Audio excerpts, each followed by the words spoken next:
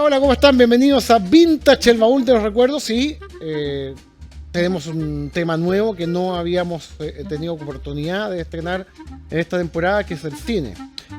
Un proceso creativo interesantísimo, un proceso que difiere muchísimo de lo que nosotros hacemos todos los días, que es televisión, y que es interesante indagar un poquito más en cuanto a la realización, en cuanto a también los costos involucrados, y también de cómo recrear una época y un hecho que se basa en hechos de la vida real. Vamos a hablar de Alas para Margot, la película sobre la primera piloto de combate chilena, Margot Duhalde, fallecida recientemente, que fue reconocida hace poco en un billete conmemorativo como una de las grandes chilenas de nuestra historia. Y también vamos a hablar de las increíbles y tremendas creaciones de nuestro invitado de hoy, que es el director Pablo Roldán. Pablo, un gusto saludarte. Bienvenido aquí a Vintage. Hola Javier, gracias por la invitación. Muchas gracias. Y preguntarte un poquito cómo surge, estuvimos conversando de fuera de cámara, cómo surge la idea de poder llevar a la pantalla, grande en este caso, la vida de una persona que ha tenido una vida tan increíble como es Margot Duhalde, que es la primera piloto de combate chilena. Bueno, a mí me sucedió algo muy particular que es algo que lamentablemente se repite, y es que yo no conocía la historia de Margot. Y me enteré, digamos, de su existencia el año que murió, que fue el 2018. Corrígeme si estoy equivocado, 2018. 2018, señor novio. A los 90 y tantos años. Claro. Comencé a indagar respecto de su historia, vi mucho material que hay en la red de su vida, y dije, esto es una película. ¿Por qué? Porque nadie ha hecho una película de la historia de Margot si vivía en el campo. Bueno, ahí vamos a contar todo lo que logró ella, pero solo resumir que combatió en la Segunda Guerra Mundial ya es extraordinario. Y nació en ese momento esa pequeña gran idea, gigante, ambiciosa, de hacer una película, y quedó dormida ahí un tiempo hasta hace poquito, enero de este año, que retomó fuerza y que hoy en día ya está en camino en cierta medida. Está como en pañales, pero estamos avanzando. Exactamente. Para la gente que no conoce la historia, Margot Duhalde es una chilena que desde muy pequeña quiso volar, hizo curso de vuelo en club aéreo. No la primera piloto, que la primera fue, me parece que la Cera Cooper en 1920, pero sí una de las pilotos más jóvenes, tenía 16 años, hizo el curso un poquito antes de que comenzara la Segunda Guerra Mundial. Ella, ascendencia francesa, quiere colaborar en el esfuerzo de guerra. Francia estaba siendo invadida en ese momento, y finalmente, como Francia terminó de ser invadida y quedó repartida una Francia colaboracionista, la de Vichy y otra zona ocupada, pasa a servir por defecto a las fuerzas inglesas. En este caso, en lo que se llamaba el ATA, Air Transport Auxiliary, o sea, la organización que con pilotos femeninas se encargaba de llevar aviones desde la fábrica hasta el frente de combate. Tenemos imágenes del director del trailer, justamente lo que se está hasta el momento trabajando en esta interesantísima película, y hay un montón de momentos de la vida de Margot que están, esta participación en la RAF, digamos, o en el ATA, digamos, más específicamente, porque ni siquiera las mujeres de esa época podían acceder a la Fuerza Aérea de Inglaterra, la Real Fuerza Aérea, sino que en esta organización de transporte, y que al mismo tiempo, después de que termina la guerra, no encuentra su cabida allá, vuelve a Chile, tampoco encuentra cabida como piloto allá, y es muy, muy triste. Una persona que nunca pudo ejercer después de la guerra su verdadera vocación, que era volar. Y volar aviones de combate. Sí. Bueno, era la realidad de muchas mujeres, en realidad, valga la redundancia, en esa época, ¿no? O sea, ella, tal como dices tú, para la gente que no conoce, hizo algo extraordinario, que ella es oriunda de Río Bueno, que es un pueblo que está cerca de Osorno, y que se decidió a volar porque veía los aviones del correo en ese tiempo que pasaban por sobre su casa, y ella se subía al techo, de hecho, a ver, porque creía que podía estar más cerca los aviones y verlos más cerca. Estamos hablando de lo que era la posta aérea, que es el génesis de LAN, digamos. Exactamente, lo primero, digamos, antes que fuese a que apareciera LAN. Y estamos hablando de los años 1930, claro. 1934, por ahí. Y que ya el hecho de soñar con ser piloto en esa época, que el machismo era muy, muy fuerte, que las mujeres estaban relegadas a un papel netamente de la casa, digamos, como esposa, como cuidadora de hijos, digamos, ya fue algo extraordinario. Irse a Santiago con ayuda del papá a tomar este curso en el club aéreo, donde dicho sea de paso, miente sobre su edad porque tenía, como dices tú, tenía 16 años y se hizo pasar por 20 porque tenía que tener 20 años para poder tomar el curso. Y aún así no era la mayoría de edad, porque la mayoría de edad en Claro. esa época es 21 años. 21, exactamente. Y bueno, y logra convertirse en piloto y después una de las primeras hazañas que hace, o lo primero que hace como piloto, también me puedes corregir tú porque tienes mucho conocimiento, lo cual es bastante agradable, la verdad, sentarse con una persona que conoce de la historia de Margot. Pero usted que ha visto la temporada vintage es por mi gusto por la aviación, Sí, ¿no? por Así que supuesto. leí la memoria de Margot. Exactamente. Un poquito de la historia. Una de las primeras cosas que hizo fue prestar ayuda para el tema del terremoto de Valdivia. Claro. Ahí estuvo participando como piloto, prestando apoyo, qué sé yo. Y después, bueno, se va a la Segunda Guerra Mundial. Perdón, del de Chillán. en Perdón. 1989. Chillán, sí. El de Chillán, Valdivia perdón, fue el 60. sí, Chillán. Claro, presta apoyo, se requirió Sí. un puente aéreo más o menos importante en esa Importante. época. Eh. Y tenemos imágenes de Margot Duhalde real, ¿cierto? Por ahí hizo el director. Fotos, que no hay muchas, no hay tanto material de ella gráfico de la época en que sirvió. Ahí vemos, por ejemplo, con su grupo de ATA, de Light and Port. Ella está en la cabina y en esa foto donde Claro, sale en el Spitfire. El famoso avión de combate Spitfire, que era su favorito. Y, ¿cómo se llama esto? Ahí me parece que está en un Mosquito, que era un modelo de 2 motores, y decía que era muy pequeña la cabina y que tenía que ponerse estos trajes grandes con chiporro porque no eran calefaccionados. Y es una personalidad fascinante que tuvimos el gusto de conocer, Pablo, que yo te comentaba, y que una mujer pionera de carácter, decidida, que escapaba un poco a la norma de la época, ¿cierto? Totalmente. Que era una mujer, digamos, dependiente, generalmente el papá o el marido, más sumisa, por supuesto, que en nuestra época.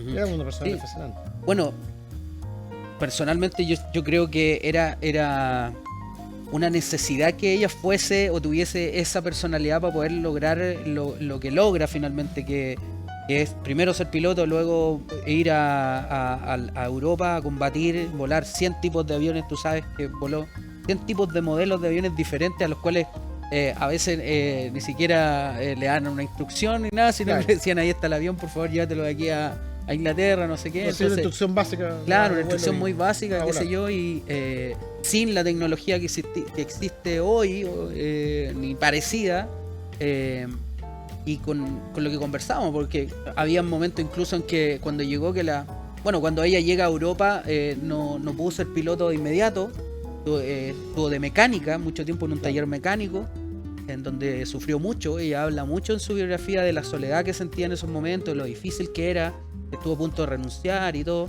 Y aparte, no dominaba totalmente el El idioma. inglés, no, eso fue una de las grandes barreras que tuvo que sortear, digamos, el hecho de que no tenía el manejo del idioma. Pero aún así logra pilotar esos aviones, más de 1000 misiones creo que hizo también en Europa. Y además era bien chora la Margot, o sea, Claro. ella contaba, por ejemplo, de que tenía ciertas rutas que eran como las más seguras, pero a ella le gustaba como irse en la línea más recta porque le gustaba ahí, digamos, la emoción del peligro y todo, le gustaba vivir así al máximo. ¿Ya?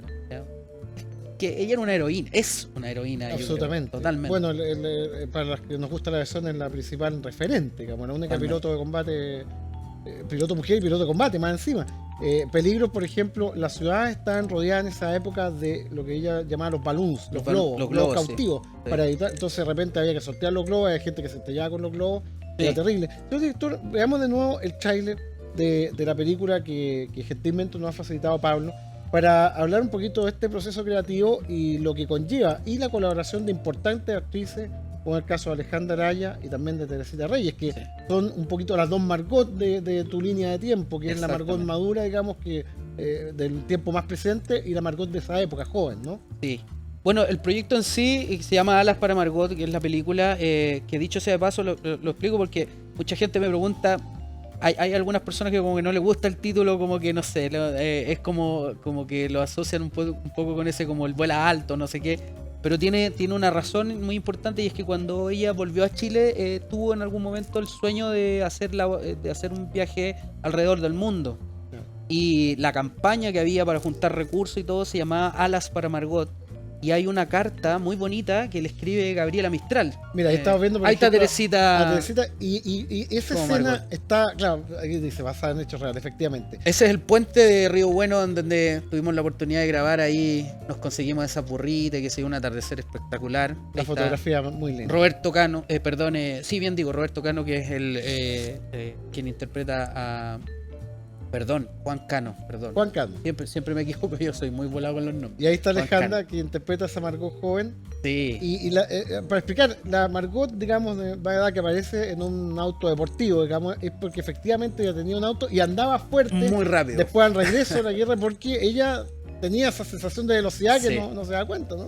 Sí, yo he tenido la oportunidad, la suerte de conversar con muchas personas que la conocieron. Y una de las anécdotas que me contó una de esas personas es precisamente que ella era bien buena para meterle chala a los autos.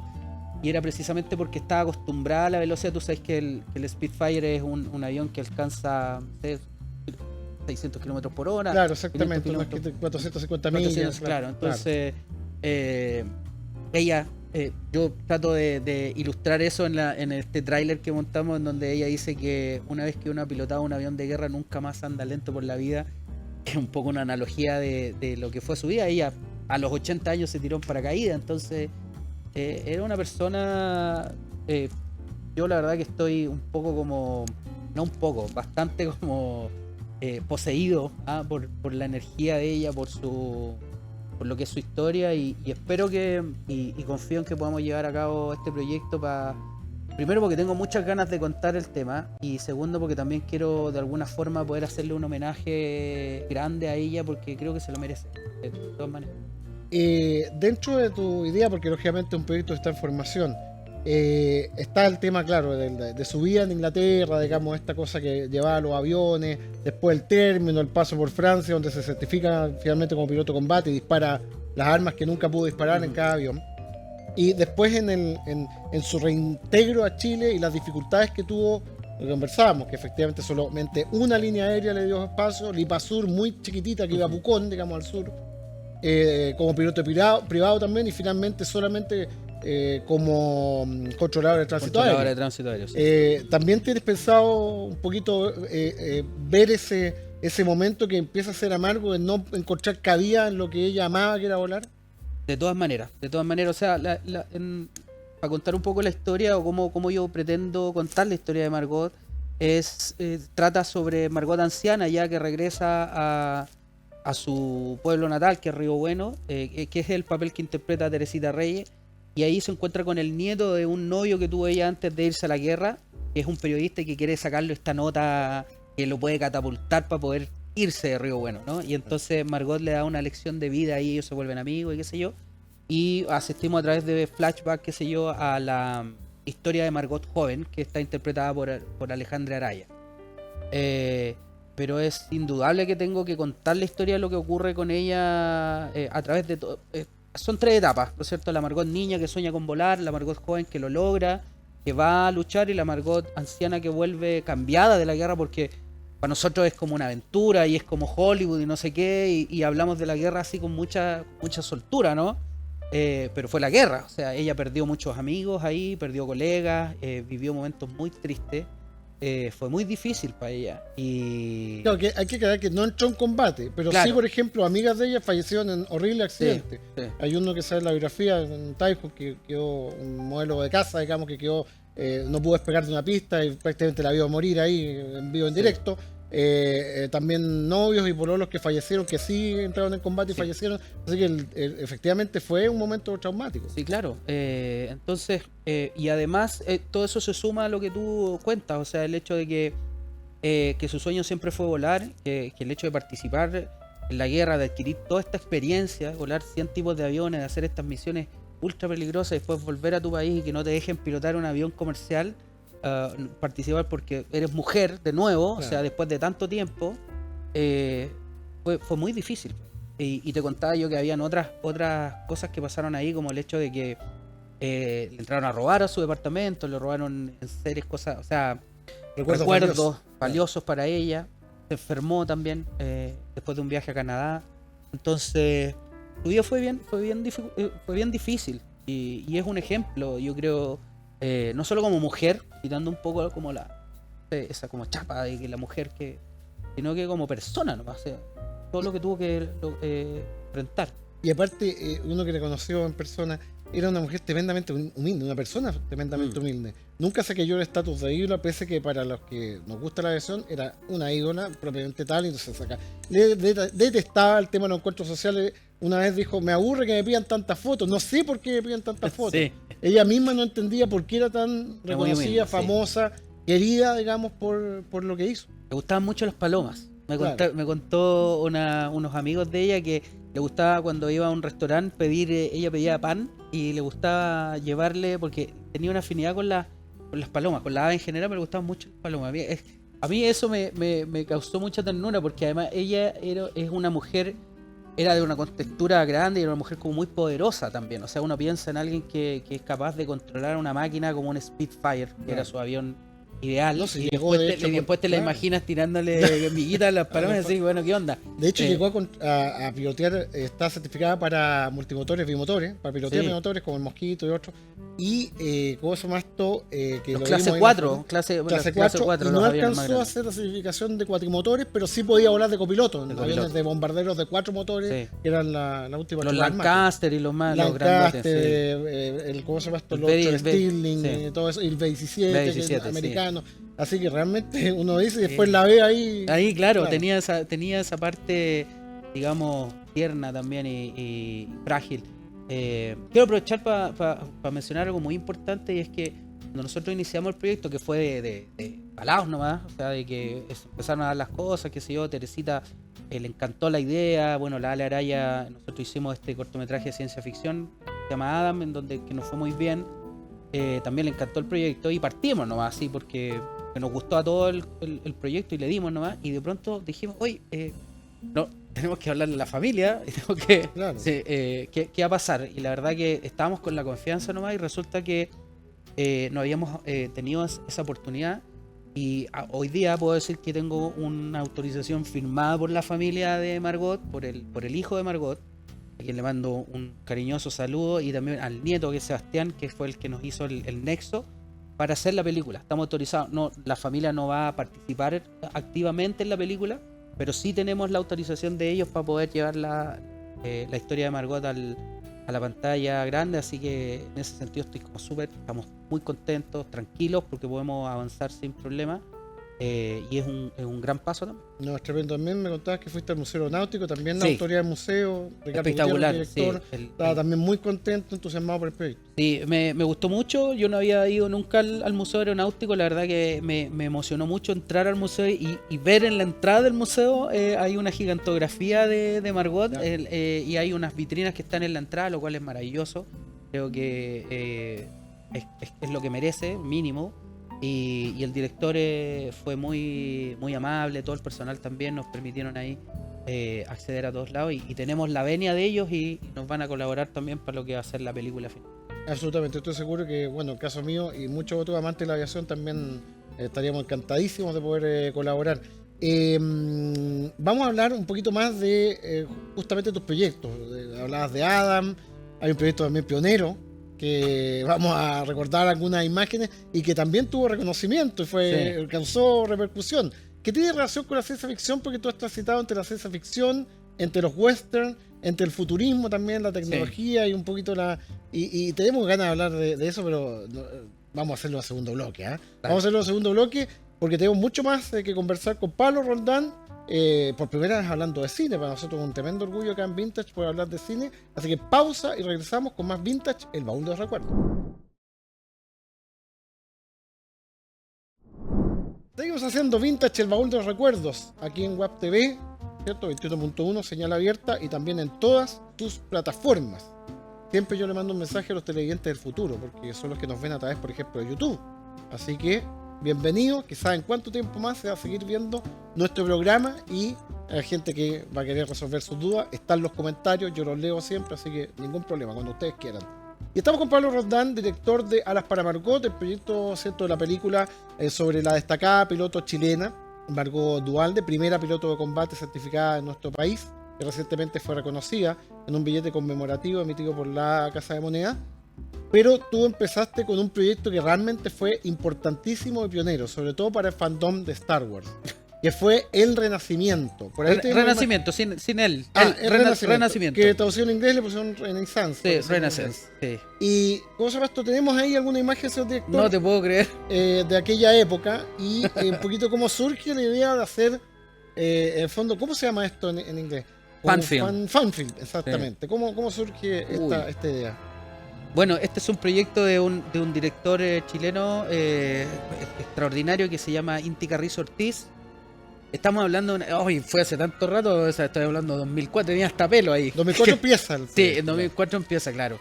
Ahí porque tú actúas también. Con pelo. Sí. Actúas en el... Sí. ¿Y a ti te gustaba Star Wars? Sí, yo soy un fanático de Star Wars, lo digo sin ningún tapujo porque, bueno, yo crecí con la...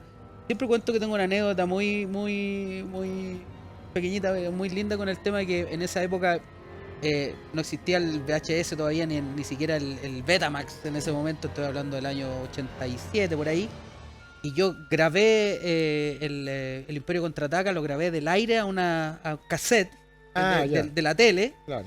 Y ponía la radio debajo de la cama y me iba a dormir escuchando el Imperio Contraataca, ni siquiera viendo, sino que solo escuchaba el audio. Yo creo que eso de alguna forma también hizo alguna mella importante en mi imaginación, ¿no? O colaboró ahí. Estamos hablando de la época en donde internet estaba en pañales y todo era foros. Sí, por eso efectivamente, como vemos, la calidad de esa época no es la misma de los trailers de ahora. Sí. Pero yo encuentro que lo que lograron fue increíble, hasta con Arturito y todo, sí. ¿Cierto? Lograron buenas locaciones y sobre todo cómo hicieron con el tema, porque tú aparte de actuar te dedicaste a otras cosas, pero dentro de este proyecto, pero no sé si el tema de los efectos especiales, cómo lo hicieron. Sí. Bueno, como te digo, estaba todo en pañales. A Inti se le ocurrió la idea. Él escribió esta historia que es original, que ocurre entre el episodio 4 y el episodio... aparte lo situaron en el episodio 3 y el episodio 4, claro.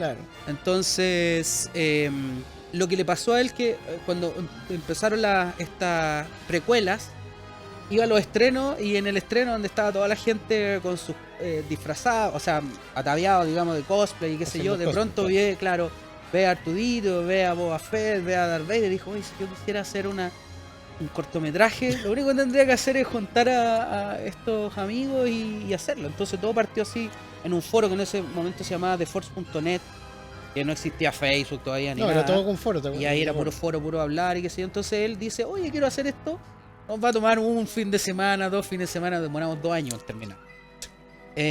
Y yo inicialmente estaba haciendo efectos en mi casa, imitando el tema de los sables láser y qué sé yo, con Premiere y After, que también estaban en pañal en ese momento, son los software de edición. Y le digo, oye, yo te puedo ayudar con esto. Y al final terminé actuando y enseñándole también al equipo, que era un equipo bien grande. Y en el, digamos, como en el equipo de edición finalmente eran como, no sé, 7 personas, 8 personas, a las cuales yo le hice como una pequeña instrucción para hacer el proceso del rotoscoping, que se llama, que es el tema de iluminar como vemos ahí los sables láser. Claro, los sables láser. Y que coincida con los movimientos. Claro, y que se hace frame a frame. Cuadro a cuadro. Cuadro a cuadro se va pintando y se van sustrayendo, digamos. Si pasa por atrás la hoja, hay que cortar el cuerpo y... Dios santo, eso es pega, ¿eh? No, muchísima. Hoy en día eso se hace automático, o sea, y además encima ahora con la inteligencia artificial y todo eso es mucho más fácil hacerlo. Me parece que fue la primera fondo, ¿cómo se dice? Fanfilm. Un fanfilm realizado en Chile, sí. No sé si en Latinoamérica, y también no muchos habían en el mundo. No, sí, era una corriente que estaba recién comenzando en ese momento. Le fue bien, nosotros ganamos en un festival en Estados Unidos que se llama el Atom Film Festival, si mal no recuerdo, y ya ha pasado harto tiempo. Tenía 30 años, tengo 50 ahora, así que... y ese festival estaba apadrinado, no voy a decir patrocinado nada, por el mismo George Lucas, de hecho. Así que fue un logro bien importante para el... Tuvimos un estreno fallido en Chile y todo, fue lo iban a estrenar en pantalla. Lo íbamos a estrenar, lo íbamos a estrenar íbamos a hacer un estreno en el edificio que está de Movistar. Ese que tiene un anfiteatro y cosas. Claro. Estaba invitado Salfate, de hecho fue en el momento donde lo conocí, ya somos amigos con Salfate ya desde esa época, de hecho. y tuvimos un problema con la edición y nos llegó el corte y no pudimos estrenar. Ah, ya. Sí, no, fue duro. Pero, y debo decir, y le mando un saludo grande a Inti porque él fue el precursor y el responsable de que yo esté aquí hoy día, porque ahí haciendo ese cortometraje yo me di cuenta de que, bueno, esto es hacer cine, ¿no? O sea, ahí te Así cuenta se hace, exactamente claro, las dificultades, claro. el proceso, Claro, cómo ¿no? era. Y cómo era, o sea, yo tenía una idea muy vaga, qué sé yo, y no se había despertado en mí como todavía la idea de dirigir, ni escribir tampoco, porque todos mis cortos y cosas yo son todos guiones originales y mi dirección, digamos. Y ahí ya no paré, pues. De ahí para adelante. Ahí me fui con todo. Y justamente tenemos otro corte porque tú también te metiste, y yo creo que una de tus grandes pasiones es el tema del western. Me gusta el western. Y hiciste algo, bueno, nosotros hemos hecho una selección de los muchos Sí, que has veo participado. Y solo lo que has dirigido, porque también has participado en guión y otras. Sí, otras cosas. Y en este caso es, ¿cómo se llama esto? Enemigo Lejano. Sí. Enemigo Lejano. Señor director, por ahí tenemos Enemigo Lejano, algún pedacito. No sé si era esa la que teníamos. Sí, efectivamente, Enemigo Lejano, del 2010. 2010, sí. Y, ¿cómo se llama esto? Yo creo que tuviste esta inspiración del tema del western con lo que se hizo en la época, por ejemplo, de... Yo creo que lo que revolucionó el mundo western fue el western italiano. Sí, de claro. Sergio Leone. Por O supuesto. sea, que es ese western que... El bueno, el malo y el feo, un puñado de dólares y todas Claro, esas y cosas. que un chileno actuó en una de estas trilogías, que fue Antonio Prieto, que era Sí. muy famoso. Y la cosa es que ahí te das cuenta que, ¿cómo se llama esto? Sergio Leone, el tema del western lo hizo muy real, al estilo del realismo italiano, Sí. neorrealismo italiano. Muy oscuro, muy agreste, muy sucio.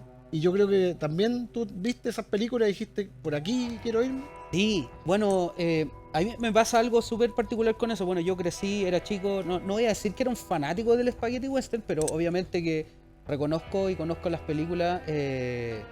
Tiene un montón de segundos en negro. El Claro, corto, o sea, no, porque para hay, que no se hay una extrañe. canción ahí, Ahí sí, bueno, y empieza ahí parte. la Bueno, cosa. ellos son unos amigos. Eso, También tú con amigos y fuiste sí, haciendo eso estábamos, eso está hecho con gorritos de cumpleaños y pistolas de juguete. Estábamos recién partiendo. Estaba recién iniciando yo con el tema. Yo hice ahí cámara, hice todo. Esas son las dunas de Concón. Y pasa algo súper entretenido con este corto. Bueno, yo lo hice por ganas de hacer western. Y es la historia de un forajido que muere de sed en el desierto y que es como que lo único que lo logra derrotar es el sol. Y él recuerda a todos los sheriffs que había matado, qué sé yo, y después termina como disparándole a un buitre porque no se quiere ir de la vida, digamos, sin disparar en un duelo. Y quedó guardado ahí el corto. Y en el 2013 se estrena Django de Tarantino. Claro. Me llama un amigo que participa en Renacimiento, de hecho, que él tiene una página que se llama Freak, no me acuerdo. Y me dice, ¿sabes que hay un concurso, una competencia por el tema de Django? ¿Por qué no presentáis tu corte? Y le digo, ¿qué voy a presentar mi corte? O sea, yo sabía que tenía varias falencias y cosas. Y dice, bueno, ¿qué pierdes? Y gané. O sea, era una competencia en donde Sony Electronics estaba, digamos, inaugurando una cámara nueva. Junto con Sony Pictures y Tarantino organizaban este concurso y elegían 10 personas del mundo y le regalaban la cámara. Claro. Y te pasaban un extracto del guión para que tú hicieras tu propia versión de una escena de Django. Ah, ya. Y yo fui el representante de Sudamérica, porque la otra persona era de México. Y el resto eran todos del otro lado. Los japoneses hicieron una cuestión con motos, porque tú podías interpretarlo como tú quisieras. Claro. Y yo hice la escena de Django, la hice lo más spaghetti western posible, Claro. que la hice con Gastón Salgado, que hoy en día es un actor consagrado ya. Claro. Todos lo han visto ahí en Hijo del Desierto y otras cosas, que para mí es un Robert De Niro, un Al Pacino chileno. Y con el Coque Santana. Con Coque Santana. Con Coque Santana. Hicimos la... Y bueno, Tarantino mandó un póster autografiado y toda la... Espectacular. Sí, sí. Ese fue como uno de los primeros logros míos, digamos, con esta cosita que hicimos entre dos amigos. Muy ahí un fin de semana. Y eso está grabado en pleno invierno, son los más choros, porque a mí se me ocurre hacer una historia de un tipo muriendo de sed en el desierto en julio. Claro. Entonces, No, claro. había llovido y creo que igual nos ayudó un poco porque la duna estaba como más planita. Que Ahora, si lo hace, por ejemplo, en verano, por ejemplo, en cualquier cerro encuentras vegetación similar a veces. Claro, sí. De hecho, un poquito más no te sé, la Serena parece tiene mucho, similitud, sí, claro. sí. Sí, de hecho, Siempre yo, estas cosas que uno va en el bus, esto se parece en realidad a sí, California. de todas maneras, sí, Por de la todas nariz. maneras. Bueno, Sergio Leone grabó todos los spaghetti western en Almería, tú sabes, que es lo último que voy a contar con respecto a El desierto. en el desierto de Almería, que es un país donde está el cementerio circular del bueno, el malo y el feo y todo, que todavía existe, y que Almería se transformó en un pueblo temático. Tú vas para allá y todavía hay pueblos western y qué sé yo, por el parecido con Arizona. Y Exactamente. con el otro western que hice después, que se llama Camino a la Redención, en donde actúa Coque, que es un guión original, quedé seleccionado en el Festival de Almería, que es el más importante de western en el mundo. Festival de Western, exactamente. No tenemos ese, pero No. tenemos Ricochet. Ricochet. Exactamente, Ricochet, que también actúa Coqui, parece, ¿no? No, ahí No. actuó un amigo y se llama Sebastián Palacios, que es de Concon. Señor director, ahí tenemos. Ah, sí, tienes toda la razón. ¿También sí, actuó? No, si sí. yo lo vi. Oh, sí lo viste. Oye, Eh, yo eh, no me acuerdo de mi trabajo. Mira, es que esto fue el 2016. Sí. Ahí tenemos el trailer de señor director. Y fíjate que vejez. ahí hay un tema vital que tú abordaste, que es el tema del idioma. No sé cómo lo hiciste para que hablaran en inglés o los doblaste. ¿Cómo lo No, ellos hablan inglés los dos. Sí, Fantástico. Coque y Sebastián hablan inglés. Ahí está.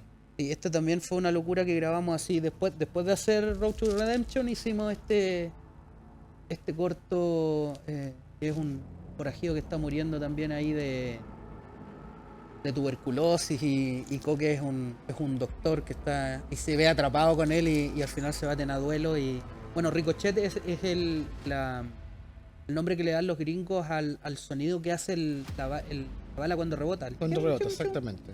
De eso trata finalmente el corto ahí al final. No lo voy a spoilear para que lo vean en mi canal. No, claro, todo esto está en el canal de Sí. Pablo Roldán, así que usted lo puede buscar ahí en YouTube. Y esto del tema del idioma es muy importante, porque te voy a contar que hace poco vi Napoleón y no soporté verla en inglés. No. Le cambié el idioma y la puse en francés para que ambientarme un poquito más. Ambientarse. Y ese es un tema que también que hacían en los Spaghetti Western. Todos hablaban en su idioma y después la redoblaban todo a cada idioma que iba, Justamente. o al mercado anglo, o al mercado latino, o al italiano. Sí, claro. No sé cómo lo prefieres abordarlo tú, si efectivamente abordarlo el idioma de que tú pretendes que sea la locación, o que hablen en su idioma natural Sí. los actores. Bueno, cuando hicimos la escena de Django, también la hicimos en inglés.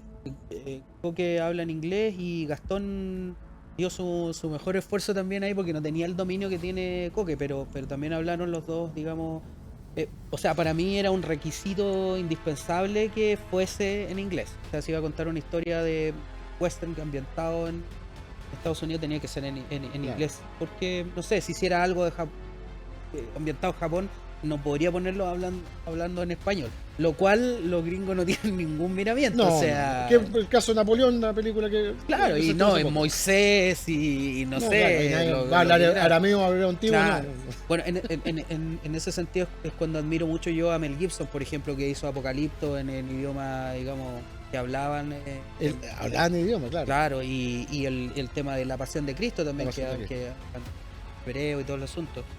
Yo creo que hay que ser Hacer el esfuerzo. fieles Claro. a eso, o sea, porque por lo menos, igual que a ti, a mí me saca de la historia, no sé, pues ver a Moisés hablando En inglés, como... O por último, si es un western, puede tener de repente mexicano y por ahí. Ah, tener claro, español. sí. Yo, uno de mis grandes sueños también es hacer un western chileno. O sea, porque el western es un género, Claro. que involucra ciertos dogmas, ciertas características particulares, igual que el horror, el terror o la acción. Y de hecho tengo una conversación muy, muy avanzada ahí con Daniel Muñoz, que le mando un saludo también, porque yo estoy transformando la historia de Road to Redemption, el camino a la redención, que es este otro western, a un contexto chileno. En el cortometraje, Road to Redemption es un forajido que lo llevan al pueblo, el sheriff, para que lo cuelguen, y en el camino se hacen amigos y aparecen los compinches y se enfrentan y qué sé yo. Y en la historia chilena sería un ex combatiente de la guerra del Pacífico que se lleva a un bandolero de Valparaíso a Santiago. Había un servicio de diligencia, no sé si sabes tú, de Exactamente. Valparaíso y Santiago, que y- eran y- iguales. Y el viaje A la era bastante gringa. más lento que. Y eran iguales a las gringas, así, Claro. con 4 caballos y el carruaje era igual y todo. Entonces hay material visual que podría ser muy interesante. Y por ejemplo, una conexión con Estados Unidos, la fiebre del oro. Que muchos Claro. chilenos fueron a la fiebre del oro en California. En todos lados. O sea, material hay para Claro. hacer Hay tremendo. mucho. Y antes de cerrar este bloque, yo quería consultarte por tu, digamos, también gusto por el tema de la ciencia ficción y el futurismo. Y ahí tiene un material espectacular que realizaste que se llama Adam. Y ahí colaboraste también con, ¿cómo se llama esto? Con Alejandra, perdón, con... ¿Silvia Nova? No, ¿Alejandra con Araya? Silvia no, y Alejandra Sí. Araya, exactamente. Que tenemos también un material ahí para mostrar. Y cómo surge también este gusto por este mundo totalmente distinto a la ambientación histórica o al western, que es el que tú ahí tienes también más espacio para crear, porque tú puedes crear como tú piensas que va a ser el futuro. Sí, claro. Ahí está Giordano Rossi, que interpreta a Adam, que es el androide de asistencia multifuncional. Por eso se llama- Esas son las por eso iniciales. significa, claro, eso significa Adam, y ahí está Alejandra también. Bueno, la ciencia ficción, evidentemente, bueno, Star Wars y todo el tema, soy fanático de la ciencia ficción, me gusta mucho, me gusta todo Asimov, me gusta Crónicas Isaac Asimov, Marcianas. claro. La ciencia ficción, digamos, más antigua, por decirlo así, Ray Bradbury con Crónicas Marcianas y esas cosas me Claro. volaron la cabeza. Me gusta Blade Runner, Aliens y todas esas cosas. Y siempre soñé con hacer ciencia ficción, y en algún momento escribí este cortometraje y se dieron las cosas. La primera que se subió a ese proyecto fue Silvia Nova, que dicho sea de paso también vaya un saludo para Una ella, gran actriz. que es como, sí, una tremenda actriz, es como, yo siempre digo que es como mi madrina, porque ella logró comunicarme y contactarme porque la quieren mucho, es muy querida en el ambiente, en el medio, y ella me sugirió a Alejandra, yo no la conocía, yo estaba buscando en ese momento a alguien, a Giordano ya lo conocía porque he participado varias veces en Lebu, de hecho debería estar en Lebu en este momento, pero no pude ir. Y a Giordano lo había conocido el 2016 por ahí en Lebu. Así que ya lo tenía ahí catalogado y enganchado para interpretar a Adam.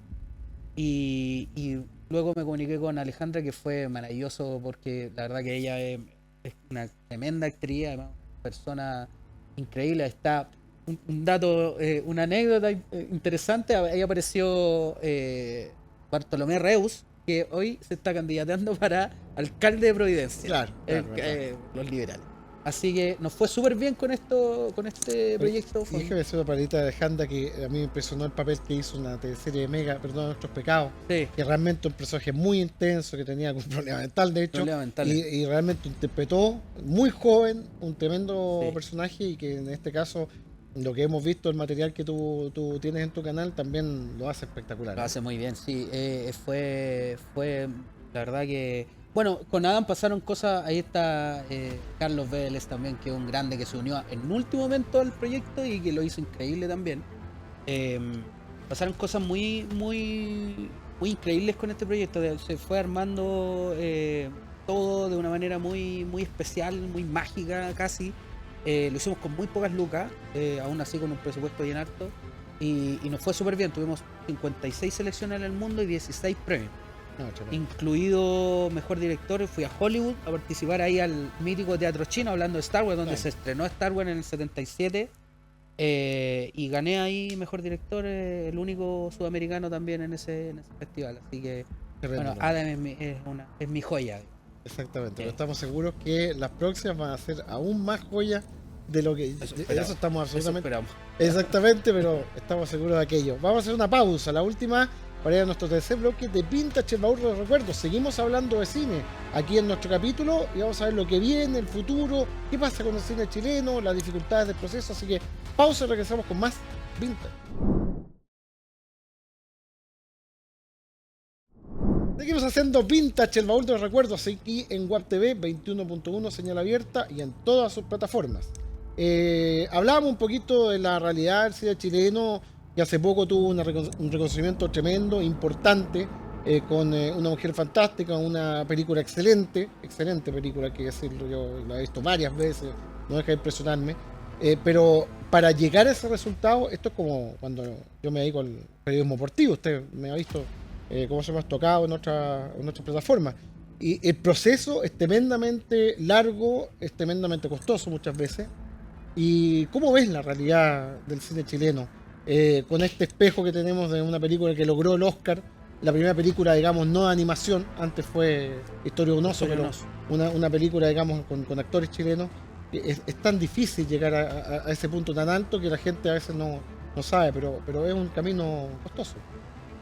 Sí, o sea, mira, es un tema para largo y bien complejo porque tiene varias aristas. Yo creo que a quienes estamos un poco ahí como rasgando la puerta de entrada, como gatitos así, la puerta de entrada al living del cine chileno, hay cosas que son hasta como medias incomprensibles, como que el hecho de que con toda la dificultad que hay para financiar los proyectos, que los fondos que entrega el gobierno, por ejemplo, todavía postulan a esos fondos productoras que tienen ya la capacidad de autofinanciarse hace mucho rato Claro. y que siguen dándole un manotazo y que le quitan de inmediato el 40% al fondo que debiese ser para la gente que no ha logrado sus primeras películas, qué sé yo.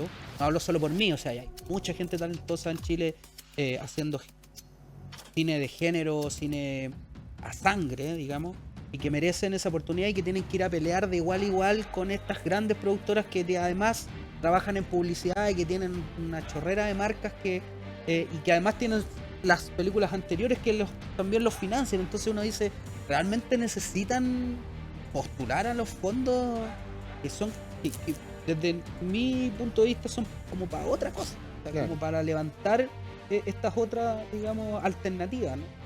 Y por el otro lado están las películas que son tan premiadas y que uno dice, de pronto ve y se lee por ahí que el cine chileno le está yendo tan bien y que está en Berlinale y que se ganó un Oscar y Claro. no sé qué. Y después uno ve que las películas chilenas en el cine, en la sala, no les fue tan bien. Claro.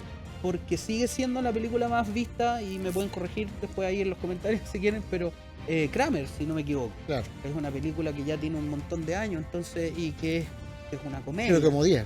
Claro. Y que fue, digamos, una película que hizo un personaje como Kramer, que también tenía una capacidad de levantar fondos que no tiene Pablo Roldán o cualquier otra persona. Claro. Entonces, es difícil, es complejo, no hay muchas alternativas porque además todavía no se considera en Chile el cine como una industria, no hay empresarios que estén interesados en invertir en películas porque no lo ven como algo que genere recursos, que genere un rédito. Y luego, de acuerdo a lo que efectivamente como tu proyecto de Alas para Margot está, digamos, en rodaje, está formándose, tú me contaste que es la intención de ese tema del idioma, de por ejemplo las escenas con Margot allá, que se graben con actores que hablen el idioma, digamos, por ejemplo de Inglaterra, Sí, claro. es cierto, en inglés, y grabar con símile o ideal con piezas que sean más o menos reales de los aviones que voló Margot.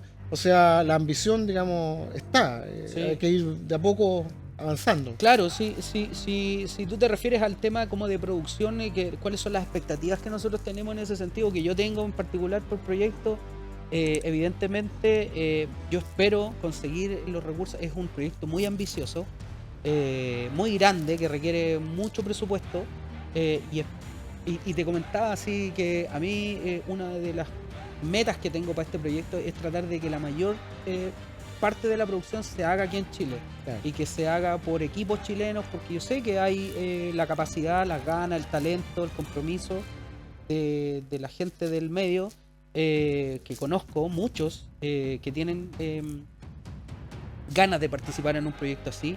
Y evidentemente vamos a tener que tener algún tipo de colaboración con Inglaterra o con Francia, porque hay parte de la historia de Margot, gran parte de la historia, Claro.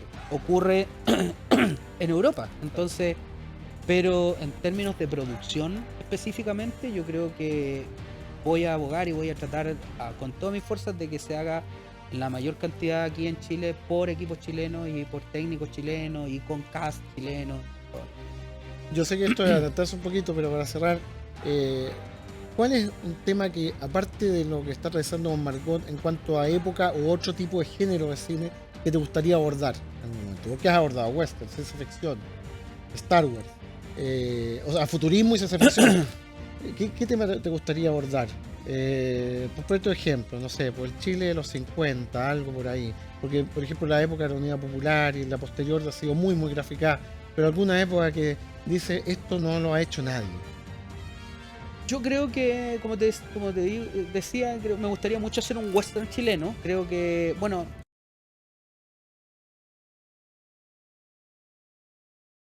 a lo que yo te comento en términos de género. Una peliculaza, por cierto, hay que verla. Pero me gustaría mucho hacer algo como, ahora que hablábamos de Gastón Salgado, de como Hijos del Desierto, que es esta teleserie que es muy, muy buena. Que es como la cosa como media gangsteril también así en Chile. Ambientar algo así. También me atrae mucho ese tipo de cine. Pero así como sinceramente, yo espero poder hacer un gran proyecto de ciencia ficción en Chile también. Creo que también falta eso. No sé si tú podrías mencionarme una película de ciencia ficción chilena de los últimos 10 años. Largometraje. Como largometraje, no. Chile Puede fue la única que tenía como un poco de ciencia ficción, pero era una comedia. Claro, exactamente. Y fue hace mucho rato.